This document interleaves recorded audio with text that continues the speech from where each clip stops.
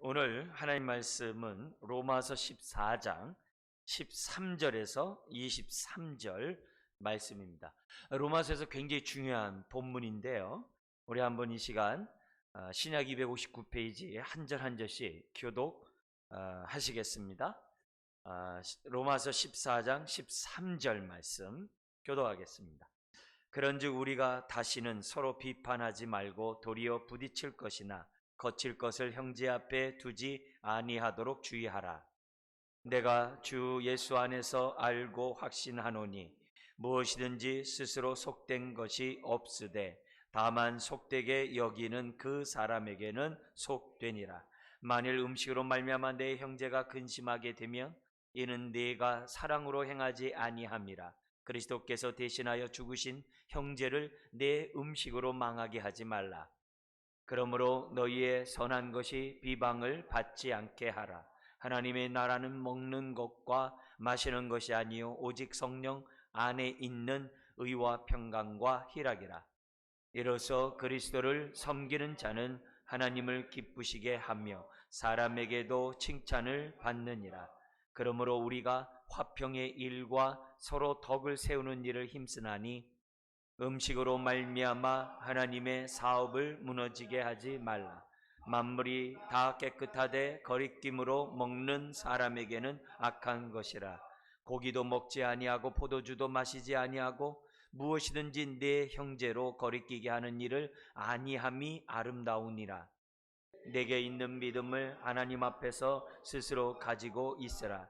자기가 옳다 하는 바로 자기를 정죄하지 아니하는 자는 복이 있도다. 같죠? 의심하고 먹는 자는 정죄되었나니 이는 믿음을 따라 하지 아니하였기 때문이라. 믿음을 따라 하지 아니하는 것은 다 죄니라. 아멘. 지금 로마서 14장 15장에 들어와서요. 교회 안에 어떤 문제가 생겼냐면은 날과 절기에 관한 이 주제에 대해서 오늘날도 예수 그리스도 안에 있으면서도 날을 절기에 대해서 중히 여기며 지켜야 된다라고 하는 사람과 그런데 얽매이지 말라 하는 사람이 생겨나고요. 심지어는 뭐냐면은 우상하게 바쳐진 고기를 시장에 나오게 되는데 그 고기를 우리가 먹는 것이 옳으냐 아니면 먹지 않는 것이 옳으냐, 우상에게 바친 그 제사 음식을 어떻게 우리가 먹을 수 있느냐, 우리가 거룩한 자인데 먹을 수 없지 않느냐, 이런 문제가 교회 안에 이제 발생하게 된 거예요. 그래서 이런 문제는 예나 지금이나도 똑같잖아요. 오늘날도 지금 이 먹고 마시는 문제 때문에 싸움이 있듯이 교회 안에서도 마찬가지잖아요. 주님을 섬긴다고 하면서 그렇게 섬기는 것보다 이렇게 섬기는 게 나아. 아니야, 저렇게 섬기는 게 나아. 얼마든지 있어요. 음식을 하나 만들더라도 이걸 넣어야 맛있어. 아니야, 저걸 넣어야 맛있어. 사람마다 다 다르거든요. 근데 그런 일이 발생할 때마다 우리가 어떤 자세로 그 문제를 해결해야 되느냐. 사실 이렇게 하나 저렇게 하나 다 동기가 뭐예요? 어떻게 하면 주님을 위할까? 뭐 음식으로 얘기하면 우리 오늘날 음식 만드는 걸 하면 어떻게 하면 음식이 더 맛있을까? 다 맛있는 음식을 만들고자 하는 동기 속에서 그렇게 얘기하는 거거든요. 교회를 섬기는 데 있어서도 뭐예요? 이렇게 섬기는 것이 하나님이 더 기뻐할 거야. 아니야, 저렇게 하는 게 더 기쁠 거야 하면서 저마다의 자신의 경험에 따라서 말들 한단 말이에요. 근데 중요한 건 뭐냐면은 그렇게 하는 동기가 뭐냐, 이게.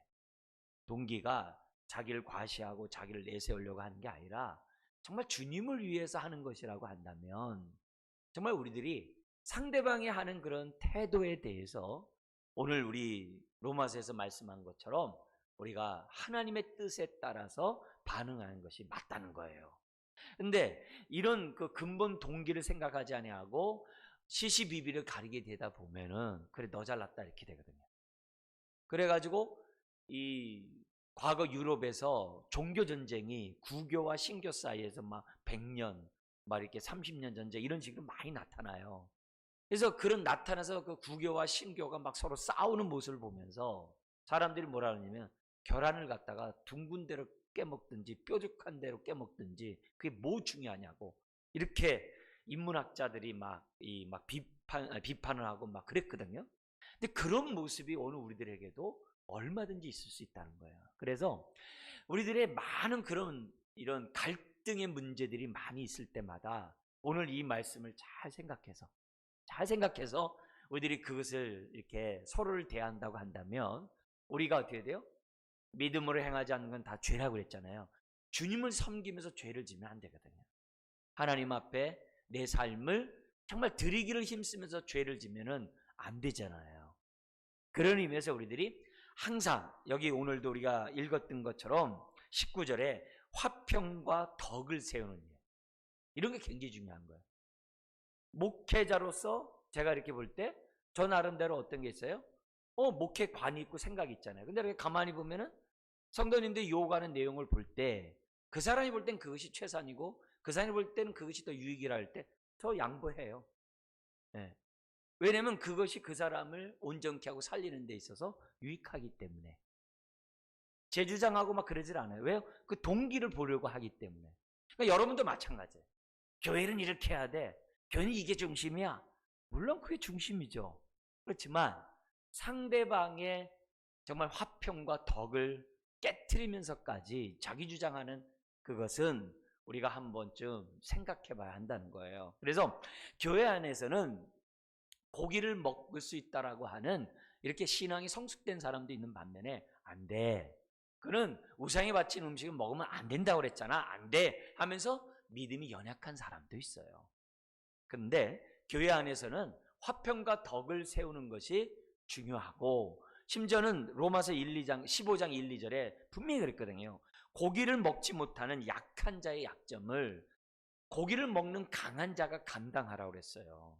그래서 바울 같은 경우는 내가 고기 먹는 게 만약에 당신에게 정말 덕이 안 된다면 나 일생 고기 안 먹겠다. 나 감사함으로 먹을 수 있는 사람이지만 내가 당신 앞에서 고기 안 먹겠다. 왜요? 그 사람이 이건 자유해 하면서 먹음으로 인해 가지고 실족시킨다고 한다면 그건 덕이 안 된다는 거예요. 덕이 안 되는 거예요. 그러니까 오늘도 마찬가지예요. 이런 얘기도 하잖아요. 우리 사람들이. 아유, 감상으로 먹으면 버릴 거 없어. 하나님이 그 곡주 이런 게 얼마나 귀한데 술 먹으면 좀 어때? 아유, 이 답답한 사람 자유롭게 먹지. 뭐 이러면서 막 이렇게 믿음이 약하다고 하면서 사람을 갖다 이렇게 막 좀 심하게 말하면서 앞에서 나는 자유이다 그래. 그게 잘못된 거죠. 그런 생각 자체가. 왜냐면 먹을 수 있다 하더라도 그렇지 못한 사람이 있으면 내가 절제하는 것이 그것이 어떻게 돼요? 믿음의 사람이에요. 그게 성령의 사람이라는 거죠. 그래서 이 로마서 14장 15장에 나와 있는 이런 하나의 이 원리는 오늘 우리들이 신앙생활하는 데서 꼭 가지셔야 돼요. 이렇게 할 수도 있고 저렇게 할 수도 있고 중요한 건 뭐냐면 그 동기가 뭐냐 이게. 그리고 이렇게 함으로써 지체의 유익과 덕을 세우고 화평을 도모하냐 이게요. 무조건 화평을 도모하자 이런 얘기가 아니라 정말 우리는 사나 죽으나 다 주를 위해서 살고자 하는 사람이잖아요. 그러니까 너무 자기 원칙에 너무 아주 그냥 쫙 써가지고 그냥 옆에 사람들이 이렇게 막 아무 말도 못하도록 그냥 이렇게 그렇게 하지 말라. 그런 모습으로 우리들이 좀 이렇게 왜냐? 다른 게 없어요. 하나님이 받으신 그를 네가 망하게 하려냐. 이 원칙이 그거예요. 하나님이 그를 받으셨는데 왜 너는 못 받냐 이 말이에요. 그래서 그 얘기가 14장 15장에 아주 너무나도 강조해. 특별히 15장 7절 같은 데는 그러므로 그리스도께서 우리를 받아 하나님께 영광을 돌리심과 같이 너희도 어떻게 해요? 서로 받아라. 서로 받는 그런 신앙들이 우리들에게 필요한 거예요. 네? 필요한 거예요.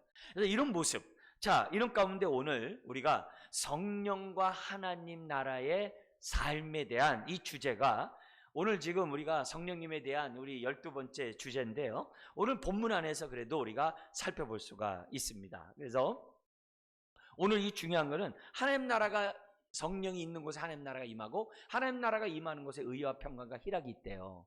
그러니까 갈등의 문제가 있을 때 우리는 어떻게 되면 하나님과의 관계를 한번 생각해 보라 이게. 그게 의예요. 의예요. 하나님과 관계를 한번 생각해 보라 이게. 그리고 저 사람도 한번 생각해 보라. 하나님과 관계에서. 그 하나님의 똑같은 믿음을 갖고 있는 자녀라는 거예요.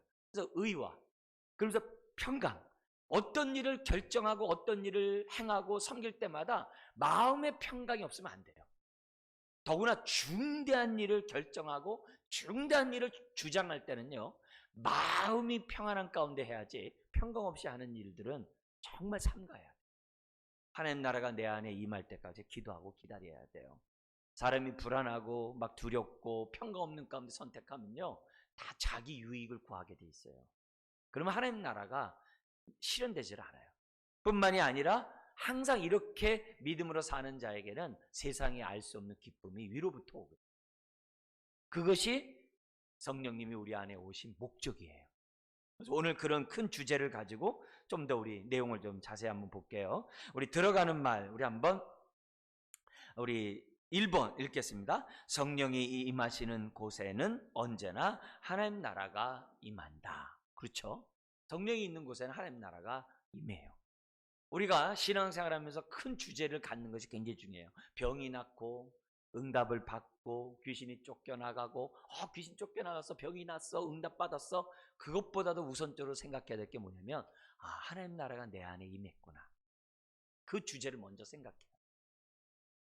나 귀신 쫓아냈어. 귀신 쫓을 능력이 있어. 그게 아니라 하나님 나라가 임함으로 사단의 나라가 쫓겨났구나. 이렇게 생각하는 그런 근본적인 생각을 하는 것이 굉장히 중요해요. 그래서 먼저 그의 나라 그 일을 구하라라는 그런 주제와도 연결이 되거든요. 그래서 성령이 임하는 곳에서는 언제나 하나님의 임재의 증거가 나타나요. 자, 거기에 대해서 우리 5가지 한번 우리 읽어보겠습니다. A번서부터. 자, 첫 번째는 뭐죠? 예배가 살아나고 찬송과 기도가 살아난다. 형식적이지 않다. 두 번째는요, 죽었던 영혼이 살아나고 잠자던 영혼이 깨어 힘을 발한다. 다음 페이지. 세 번째, 내적 치유와 회복이 생겨나고 산소망이 넘쳐나고 불순종의 사람들이 헌신하고 자기 주장하던 사람들이 자기 부인과 섬기는 모습으로 변화된다. 네 번째, 죄사함의 역사와 용서, 사랑이 생겨나고 담대함과 두려움과 갈등에서 벗어나고 인내와 절제가 생긴다. 다섯 번째, 어둠의 영이 물러가고 권세 있는 자가 된다. 하나님 나라가 임하면 나타나는 현상들이에요. 하나님의 임재가 임한 곳에, 임마누엘 하는 그곳에 나타나는 현상이에요. 성령님이 우리 안에 있다는 얘기는 이 5가지가 반드시 나와요. 뭐 더 많죠. 기본적으로 여기 나와 있는 이 5가지는 꼭 나오게 돼 있어요. 그러니까 이걸 우리들이 누리는 것이 은혜고 반대로 누리지 못하면 이게 문제가 있다. 왜냐면 그만큼 성령의 통치에 내가 거부하고 있다는 거거든요. 뭔가 동맥경화가 이루어지고 뭔가 혈액순환이 안 된다는 거거든요, 신앙에. 자, 다음 페이지 3번 읽어볼까요? 무엇보다도 성령님이 임하시는 곳에는 의와 평강과 희락이 넘쳐난다. 이것이 하나님 나라의 백성의 삶이고 또 이런 삶을 살아감으로 자신이 하나님 나라의 자녀임을 보여줘야 한다. 지금 교회 안에서부터 어떤 문제가 있을 때 여러 가지 갈등적인 요소들이 많잖아요. 여러 가지 정말 72비를 가려야 될 것들이 많잖아요. 그런 상황에서도 항상 의와 평강과 희락이 항상 우리들에게 기본이 돼야 돼요. 네. 다시 말하면 성령님의 인도 속에 하나님 나라의 통치 속에서 갈등을 해결해 나가야 한다는 것을 우리에게 보여줘요. 자, 여기 나오는 의와 희락과 평강에 대한 얘기를 좀 볼게요. 의는 의와 평강은 소망 가운데 희락을 생산해요. 이 세 가지는 불가분의 관계예요. 의 없이 평강 없어요. 평강 없이 기쁨 없어요. 기쁨은 의로부터 오는 거예요. 이거는 아주 기본이에요. 그래서 이것이 항상 우리 속에서 정말 멈추지 않도록 하는 게 성령의 통제를 받는 거예요. 하나님 나라의 통치를 받는 거예요. 자, 의에 대한 얘기를 우리 한번 읽어볼까요? 시작. 의는 하나님과의 관계가 올바를 때 누릴 수 있는 축복으로서 이것은 그리스도의 보혈로 말미암아 하나님과 원수되었던 관계가 회복됨으로 주어진 것이고, 의는 하나님과의 관계, 그 관계에서 우리에게 주어진 것이 하나님의 의예요.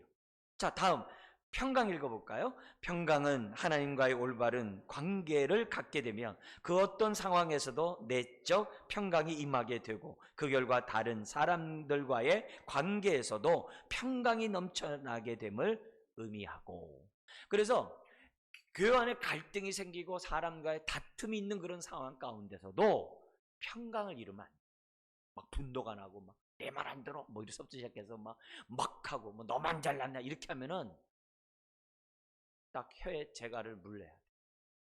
평강이 올 때까지는 우리가 잠잠하는 것이 중요해요.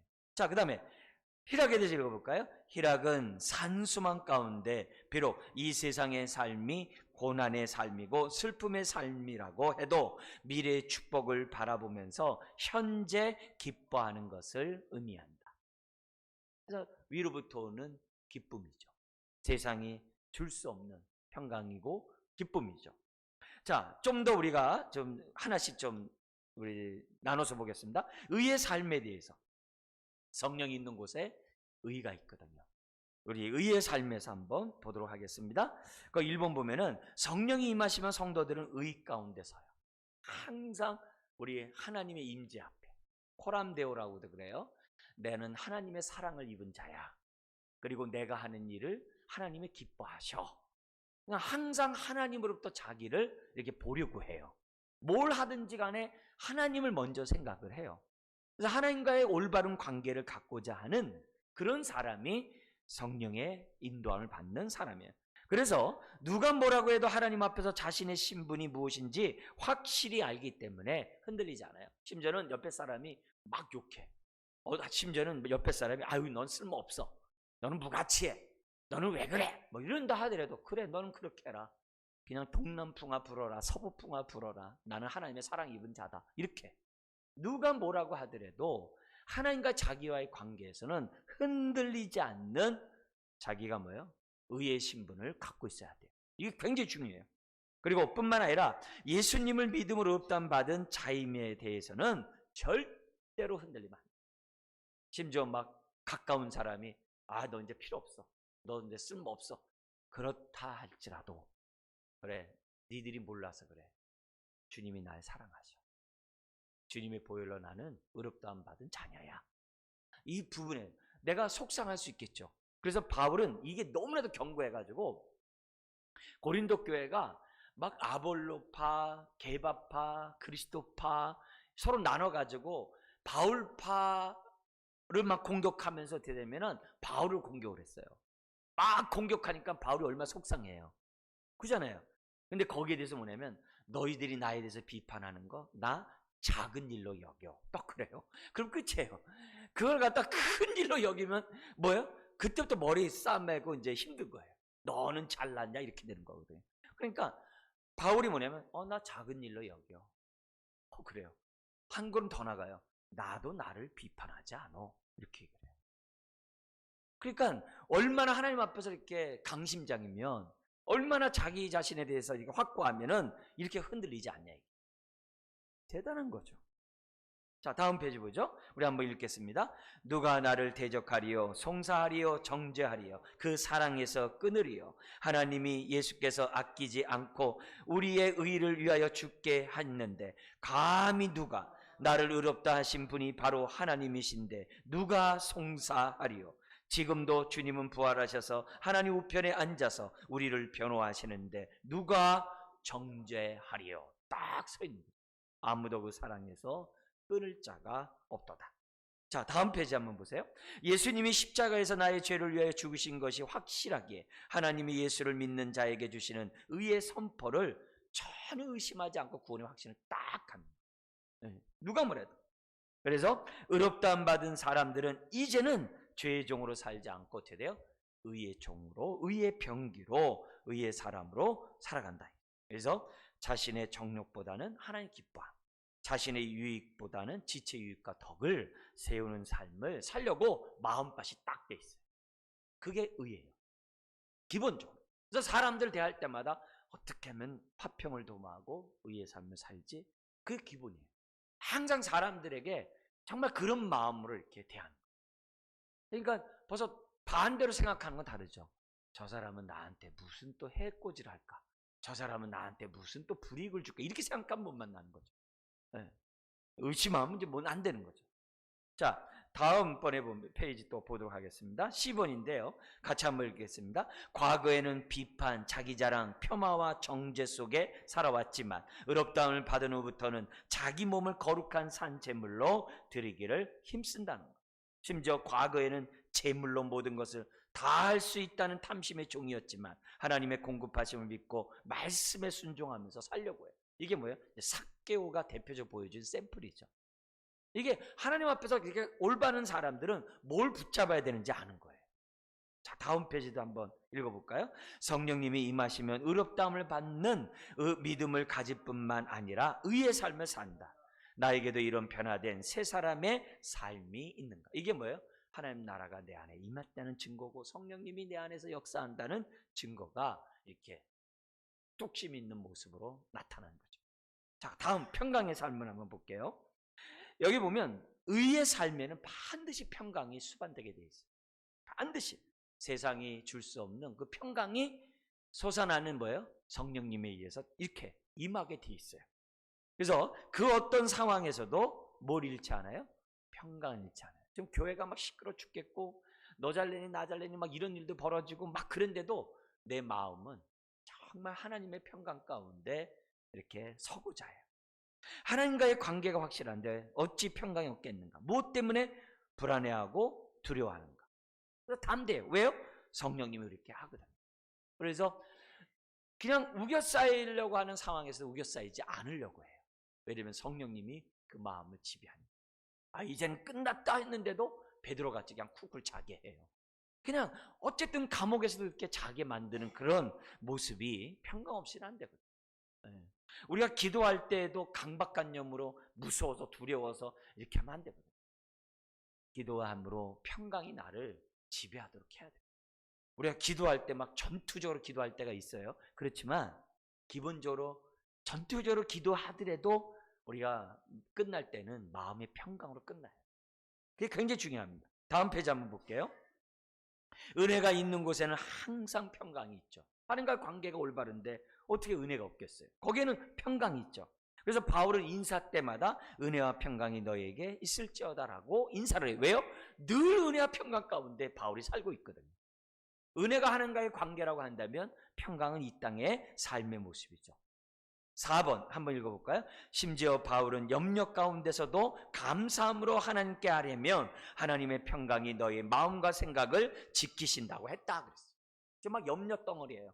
근데도 하나님을 생각하고 감사함으로 기도하면 하나님이 우리의 마음과 생각을 지키는데 뭘로 지키느냐? 하나님의 평강이 우리를 지키게 합니다. 그러니까 우리가 기도는 언제까지 하는 거예요? 평강이 임할 때까지 하는 거예요.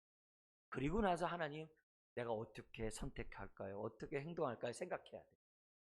절대 불안한 가운데 선택하지 마세요. 마세요. 정말 중요해요. 그래서 가끔 이렇게 배우자들 어떻게 만나서 결혼하게 됐어요? 그러면요. 제가 깜짝깜짝 놀라는 가운데 이래서 결혼했어요 하는 말 많이 들어요. 와, 너무 용감해요. 네. 여러분, 우리들이 뭘 더구나 이 중대한 결정들을 할 때 그냥 막 이렇게 여기에 뭐 감동받아서 했고 요게 그렇게 하는 게 아니라 정말 하나님이 주시는 평강 속에서 우리들이 선택하고 결정하는 이런 훈련들을 해야만 합니다. 자, 그래서 좀 더 세부적으로 본다면 A번 우리 한번 읽어볼까요? 성경은 하나님을 평강의 하나님이라고 규정함으로써 우리가 평강 가운데 기도해야 함을 강조하고 있다. 굉장히 중요해요. 그래서 바울이 이 갈등 가운데 있는 이 교회를 위해 로마서 15장 같은데 이렇게 기도할 때도 뭐라 하냐면은 하나님의 평강 가운데 위로와 인내 하나님 이렇게 기도를 해요. 그래서 성도들이 인내하면서 하나님의 위로 가운데 서로 받게 해달라고 이런 기도를 하거든요. 이런 기도는 평강 없이는 기도할 수가 없어요. 하나님 자신이 평강이에요. 그래서 염려할 수밖에 없는 상황에서도 감사함으로 기도하면 평강이 임하고 평강으로 염려를 이길 수 있다. 그만큼 평강이 중요한 거예요. 자, 5번째 우리 한번 읽어볼까요? 또다시요. 시작. 성령님이 임하시면 염려 가운데서도 평강을 잃지 않는다. 심지어 고난과 핍박, 다툼과 비판의 상황에서도 평강을 잃지 않는다. 오늘 본문이 뭐예요? 강한 자와 약한 자 교회를 시끄럽게 하거든요. 서로 막 편론하고 비판하고 막 정죄하고 그러거든요. 그런데 그런 가운데서도 믿음이 강한 사람은 약한 자 약점을 감당해. 저 사람이 아직 신앙이 미성숙해서 그래. 저 사람이 아직 그렇게 성숙하지 않아서 저렇게 한 건데 뭐 원래 동기가 다 주를 잘 섬기고자 한 건데 뭐 괜찮아. 하나님 귀 둘 주셨는데 뭐 그냥 뭐 그렇게 그냥 편안하게 편안한 마음으로 우리가 어떻게 돼요? 다툼 속에서도 그런 마음. 그렇지 않으면 내 마음의 상처를 받기 시작하면 뭐든지 비판적으로 상대방을 대하게 돼 있어요. 그래서 바울같이 제사 음식을 먹을 수 있어도 연약한 자를 위해서 안 먹는 거예요. 단백질 보충을 해야 되는데 큰일 났죠, 그죠? 그러니까 그렇게 하면서 어쨌든 신앙생활을 한다는 거죠. 다음 페이지 한번 볼게요. 6번. 의와 평강 가운데 있는 사람은 사람을 비판하거나 편론하지 않아요. 오히려 넉넉함과 이해함이 있어요. 왜요? 주님의 마음을 품기 때문에. 그냥 이해와 넉넉함이 있어요. 심지어 비판하는 자를 갖다가 긍휼히 여겨요. 왜 내가 상대방에게 반박하고 공격하냐? 내 안에 평강이 없기 때문에 그러거든요. 그래서 내가 비판하고 반박하고 속상하는 모습에서 사실 믿음으로 행하지 않는 게 죄라고 그랬잖아요. 그래서 저나 여러분들이 반박하고 비판하면요, 하나님께 기도해야 돼요. 하나님, 성령 없이 행한 거 용서해 주라고 기도해야 돼요. 거기 분명히 얘기하잖아요. 거기 14장 23절에 믿음을 따라 하지 아니하는 것은 다 죄래잖아요. 다 죄래잖아요. 내가 꼭 나쁜 것만 해서 죄겠어요? 그렇지 않잖아요. 제가 공격하잖아요. 그래도 죄라는 거죠. 그러니까 왜? 하나님 나라의 통치를 받지 않았다는 거죠. 그래서 비판 중지는 평강이 있는 자들이 할 수 있고, 그래야 교회가 세워지고 가정이 세워지고 서로 간의 관계가 세워지는 거예요. 그러니까 이런 말씀 들으면 참 답답해요. 와, 이렇게 사는 사람 어디 있냐고. 야, 이렇게 누가 이렇게 사냐고 막 그래요. 아유, 나 이거 힘들어서 못 살겠다고. 여러분, 그러니까 우리 옛사람을 죽여야지 어떡하겠어요. 뭐 딴 수가 있겠어요. 우리 하나님이 알려주는 방법대로 뭐 성령님이 이렇게 살게 하는데 어떡하겠어요. 그래서 사람들에게 괴롭힘을 당하는 것보다 성령님께 괴롭힘 당하는 게 더 힘들어요. 그냥 성령님과 편한 게 좋아요. 그냥 그래 알았어요 하는 게 훨씬 나아요. 자, 다음 페이지 보죠. 7번에 의와 평강이 없는 곳에는 언제나 다툼과 분열이 있어요. 왜요? 성령의 인도와 다스림을 거부하기 때문에 그래요. 하나님 나라 싫다 이게요. 다툼과 분열, 시시비비를 가리키는 것보다 중요한 것은 교회 안에서 성령의 다스림을 받고 있느냐 안 받느냐가 더 중요해요. 하나님 나라가 우리 교회에 임했느냐 안 했느냐, 내 안에 임했느냐 안 했느냐가 더 중요해요. 내 자존심 세우고 나 이런 명예 세우는 것보다 하나님 나라가 임했느냐 안 임했느냐가 더 중요해요. 그러니까 먼저 그의 나라와 그 일을 구하는 거예요. 다음 페이지 우리 한번 읽겠습니다. 의의 평강의 삶은 핍박과 거꾸로 됨을 당하는 그런 상황에서도 흔들리지 않고 답답한 일을 당하여도 낙심하지 않는다. 하나님의 선하신 손길을 확신한다. 그리고 오히려 그런 고통의 상황에서도 사망은 나에게, 생명은 너에게의 삶을 살려고 한다. 참 힘들지만 우리가 어떻게 돼요? 기도하면 놀랍게도 우리 안에 평강이 막 넘쳐요. 평강만 넘쳐나는 게 아니라 기쁨도 넘쳐나요. 자, 우리 다음번 우리 10번 읽겠습니다. 한 번 더 읽겠습니다. 그리고 사람들의 평가를 작은 일로 여긴다. 또한 내 자신에 대해서도 평가하면서 낙심하지 않고 주님께 맡긴다. 이것이 바로 성령의 역사고 오히려 속사람이 날로 새롭게 하시는 성령님의 역사가 있다. 이것이 하나님 나라의 삶이다. 자, 여기에 따라오는 복, 우리 희락의 기쁨의 삶. 여기 보면은 의와 평강의 삶을 사람들에게는 희락이, 기쁨이 따라온대요. 왜냐하면 내적 평강으로 또 솟아나는 샘물처럼 기쁨이 솟아나기 때문이래요. 그러니까 이게 참 이 바울이 빌립보서를 쓰면서 감옥에 있는 사람이 감옥 밖에 있는 사람에게 제일 많이 한 게 뭐예요? 주 안에서 기뻐하라. 다시 말하노니 항상 기뻐하라. 이렇게 얘기를 해요. 그러니까 이걸 보면서 야, 이렇게 하는 사람이 어딨냐 이렇게 생각이 많이 들어요. 이런 말씀 앞에 참 답답함을 느낍니다만 그래도 어떻게 돼요? 이게 하나님 나라가 임한 사람의 모습이라는 거예요. 기뻐하는 이 삶이 우리들에게 있어야만 한다는 거죠. 자, 그 다음 페이지. 야고보서 1장 2절 이하에 나와 있는 말씀은 굉장히 중요하죠? 하나님이 우리를 온전케 하는데 두 가지 훈련을, 우리 두 가지 이 방편을 허락하신대요. 하나는 말씀이고 하나는 고난이래요. 근데 말씀이 그냥 무조건 우리를 온전케 하지 않는데요. 말씀에 순종할 때 온전케 된대요. 근데 고난도 마찬가지. 고난이 우리를 온전케 안 한대요. 고난을 믿음으로 반응할 때 그 고난이 우리를 온전케 한대요. 근데 믿음으로 반응하는 방법이 1장 2절서부터 쫙 나와요. 그 가운데 첫 번째 방법이 뭐냐면 너가 모든 환난을 당하냐? 모든 환난을 모두 기뻐하래요. 그래서 야고보서 1장 2절에 주님은 기뻐하되 온전히 기뻐하라고 명령하는데 이 온전히가 뭐냐면 모두에라는 단어예요. all이에요. all. 모두 기뻐하래. 심지어 모든 환난에서도 기뻐하라고 말해요. 왜냐하면 그 환난을 통해서 내가 연단이 된대요. 그 환난을 통해서 성숙한 믿음을 갖는데요. 환난을 통해서 자기를 저 복종해서 하나님의 사명에 헌신하는 복의 통로가 된대요. 그러니까 하나님의 뜻을 모를 때는, 어려울 때는 속상하죠. 근데 하나님의 뜻을 알면은 그 고난이 나를 연단하기 때문에 기뻐한다는 거예요. 그러니까 미련한 거죠, 세상이 볼 때. 근데 그렇게 하라는 거예요. 네. 그러면서 우리로 하여금 정말 하나님이 주신 이 기쁨을 잃지 말래요. 그러니까 내가 온전케 되는 먼저 기뻐하는 것부터 하래요. 정말 어렵죠. 예, 그래서 가끔 이렇게 농담하는 사람들, 저게 우리가 웃음을 주는 사람들 있잖아요. 그럼 뭐라 그러냐면 지하 2층에서 무거운 짐 가지고 저기 뭐냐면 이 지상으로 이제 막 이렇게 끌고 나올 때 막 힘드니까 이런 얘기예요.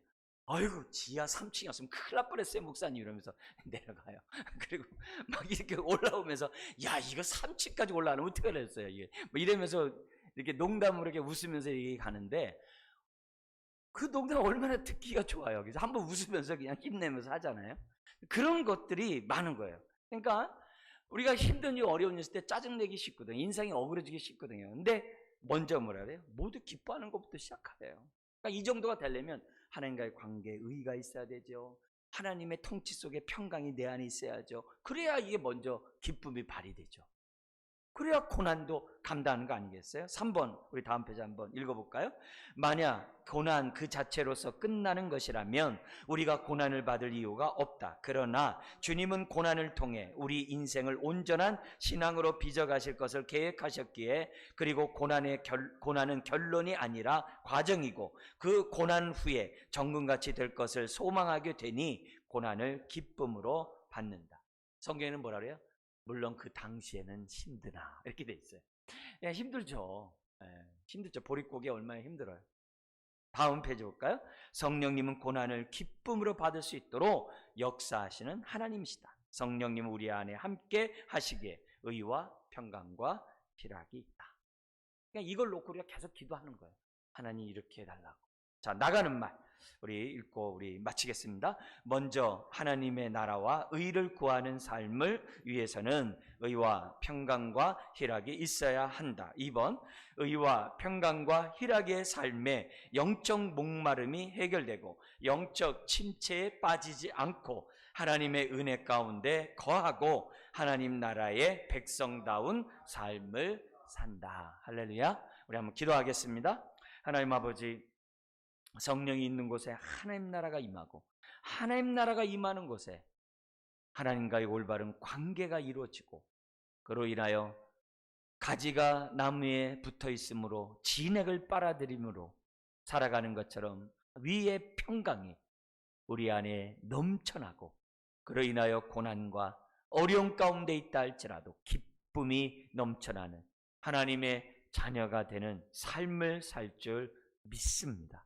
주여, 로마 교회에 많은 다툼이 있고 비판이 있고 편론함이 있고 참으로 많은 갈등이 있었지만 화평과 덕을 생각하고 상대방의 동기를 생각하면서 아버지 하나님, 하나님이 우리를 받듯이 서로 받으라고 했던 그 말씀의 삶을 참으로 살고자 했던 그 로마 교회처럼 오늘 우리들도 오늘날 그렇게 살아감으로 건강한 교회를 세워나가고 건강한 복의 독의 통로가 되는 하나님의 자녀들 되게 하여 주옵소서.